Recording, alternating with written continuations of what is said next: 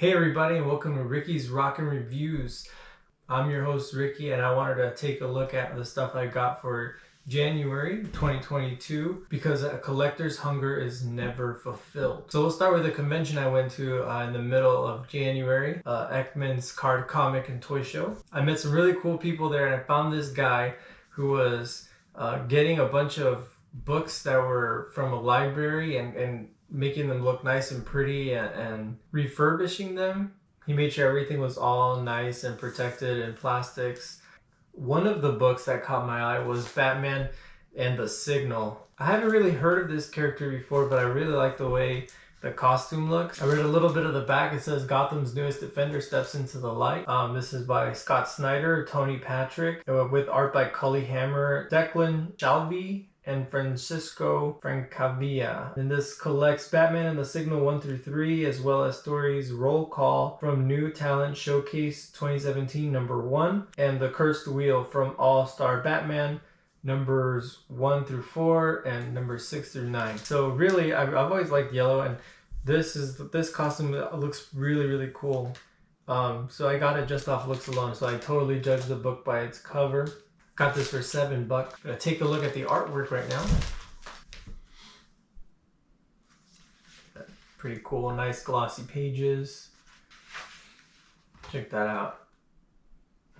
Trying to avoid spoilers here, but they're doing cool things with these, the way they're cutting out the panels. So that's Batman and the Signal. Also picked up Hulk Boiling Point. Never heard of this one. Check that out. That's some cool artwork right there. Nice hardcover. I'm a sucker for hardcovers.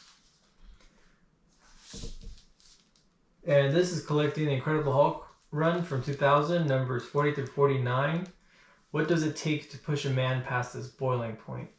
He was selling this for $17, and I got it because I really like the build of these books. I have a few. They're Marvel Premiere Classics, and I have quite a few of these, and I've always appreciated the build of these books. Very nice. I don't know if you can see here, but it has the library stamp. It was somewhere from Ohio. I don't know how that made it down here. But the artwork won me over. I was just flipping through this. While I was there, he let me look. And I was like, yeah, it looks pretty awesome. I want to read this. So that's the Hulk Boiling Point. And I also picked up for $10 Brian Azzarello and Lee Brahimo, I'm not sure how to say that, but it's the team that brought us the Joker book. That was really cool, and I love that story. And I own that hardcover. So this was a no-brainer. I've always wanted to read this one, but I haven't run across it yet. But this was automatically, I knew I was going to get this one. It's the same duo that brought that Joker book, but now they're taking on Lex Luthor, and I really like the story of the Joker. And I especially like the artwork. So that's what made me want to get this one. And it's going to look great next to that Joker book that I already have. Haven't even looked through this one yet. Oh yeah. Gonna try to avoid spoilers. So I'm not going to flip through it too much, but that artwork is just so cool. Ooh, and definitely can see that it was a library book. It's kind of banged up right here. But for $10, can't beat it. No stickiness or any weird things like that. No one was eating lollipops or anything weird while they were reading this. So, and the next one I got was Adventures of Superman by Gil Kane. So this collects Action Comics number 539, 540, 541, 544, 546, 551, 552, Superman Special numbers 1 and 2, and DC Comics present annual number 3. Also Superman 367, 372, and 375. He's one of the greatest artists that we've had. I have the Batman collections of various different artists and writers. So this was a no-brainer. And this one's in really good condition. I really like the red hardcover there. And then as you can see, this was from Akron, Ohio. I don't know if you can see there, but it's from the library. It has an embossed Superman symbol, and this one was really cool. Nice, really nice glossy pages and artwork that has been remastered. Well, I don't know about remastered, but definitely cleaned up. A big step up from the paper that they used in the single issues. Brainiac. Can't wait to read this. His artwork really highlights the strength of Superman. So this one's going to be a fun read. It's going to look really nice with Tales of the Batman collection that I have. Now, I really like to read a lot of superhero novels. I used to do that a lot when I was younger. I've been focusing more on like horror, mystery, and dramas now that I've been a little bit older, but I've been wanting to come back. I've been wanting to get back into just reading simple superhero stories.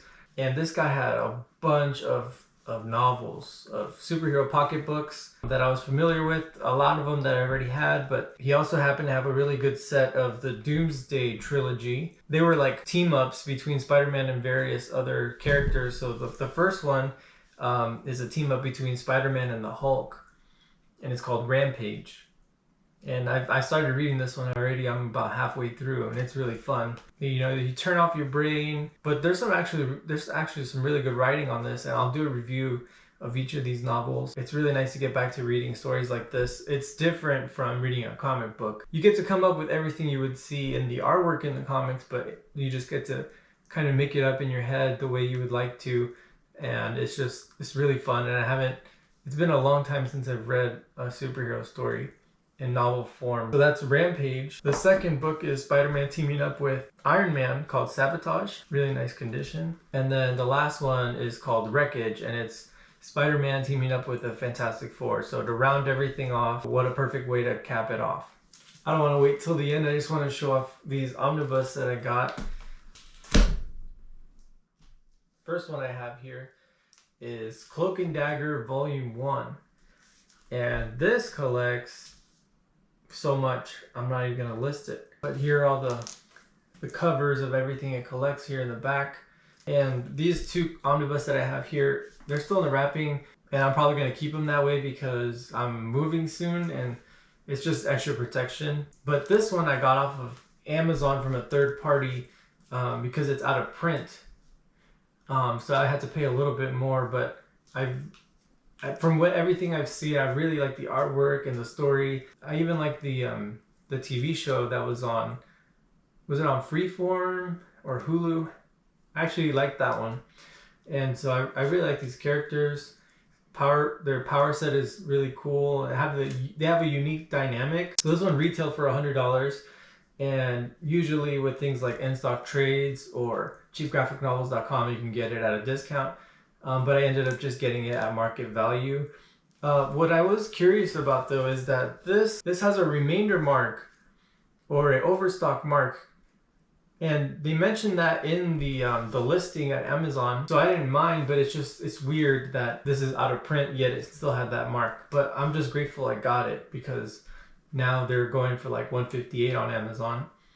And that was just a few weeks ago. So really glad to have this. I'm getting volume 2. I'm actually going to order that tomorrow with a gift card. I've been waiting to get that bundled with the new Madman volume 2 book, the library edition. I also wanted to know how important it was that I bought this from an Amazon third party, not Amazon itself. The third party, I kind of researched the shop. I don't remember what it was. But I knew that they were going to package it well, not like Amazon would usually package this stuff. So it came in pretty damn good condition. So I'm happy. And this next one I got, this is Kazar the Savage. This one is just epic. Really cool. I think this is from the 70s. The artwork is awesome. Here are some of the issues that are collected. It has stories that have to do with the Savage Land, and I've always loved dinosaurs. It looks like there's a little bit of mystical stuff in here. So I'm glad to check this out. Again, I wish I could open it up, but I'm just going to keep it in the packaging for now. But I got this on Facebook Marketplace. So I've already had 2 orders from there, so it's a pretty good place to order from. There's some good guys on there. And this was packaged very, very well. Okay, up next, this was actually my first part of my haul for the year. Went to Half Price Books, and I got a bunch of stuff. So I got another superhero novel, Spider-Man, Wanted Dead or Alive by Craig Shaw Gardner. I don't think I've read any of his stories before. In this novel, he's framed for murder. It's always fun to read Spider-Man books. He's one of the best ones to read. I just like reading about him having to investigate some stuff and just swinging through the city. He's just a character unlike any other. I also picked up Darker Than You Think by Jack Williamson. It's a classic horror novel, and I believe it's from the 40s, but look at that artwork. It's crazy. Awesome. How could you not want to read this? I don't know anything about this. I'm not going to act like I knew, but the cover always intrigues me. I just slid this out from the shelf at Half Price Books, and this looks super cool to me. It was kind of like in the horror section. It says the classic novel of horror and occult suspense. So I'm going to read the back and tell me you wouldn't want to read this. It says, "The witches are rising. These are not the comic figures of Halloween, but the fearful stuff of nightmares. Merciless ogres and man-eaters that still haunt the human psyche. An ancient memory of prehistoric times when the witch folk looked upon humanity as their natural prey. We no longer believe in witches, and that is their strength. Slowly, their inhuman forces are drawing together to rise up once more and enslave humanity in their dark dominion, and the child of the night shall lead them." I mean, come on, you're going to want to read that, right? $17.50. I think you can get this for cheaper, like a cheaper version of this book, but I didn't see anything else online that had this cover, so I was definitely going to pick this up. I also got Clive Barker's Next Testament. This one might be a little bit controversial because of its depiction of God, but it's just fiction, and the artwork looks super, super cool. The artwork looks really, really nice. I like Clive Barker as an author. So that's what made me want to get this. There's a foreword in here by Doug Jones that really convinced me to read this, despite the little blasphemous nature of it. So the wife wanted to take me to a local bookstore, a little one that she found, and she actually found a book for herself, The Complete Novels of Jane Austen.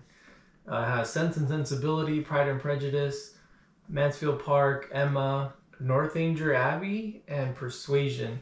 Has really nice gold foil on the edges. This is a really nice book.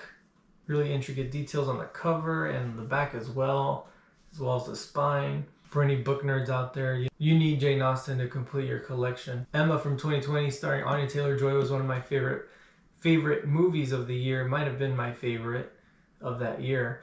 So I can't wait to read that. The pages look just so nice and epic. So it's a really nice book just to add to the collection. Last but not least, I got Cross Bronx. I think this is a standalone comic book, very nice and skinny. Only collects about 6 issues, I think, of the initial run. But it has a lot of cool blurbs on the back saying how good it is. Michael Avon Oeming and Ivan Brandon. It's a police procedural that kind of has some supernatural aspects to it, and it has some really cool gory artwork. So I couldn't pass this up. All in all, I think I had a pretty good haul for January, and I hope you join me next time. Like I said, I'm halfway through this one. I have a backlog of other books that I've read that I want to review. So stay tuned. And thank you all for watching.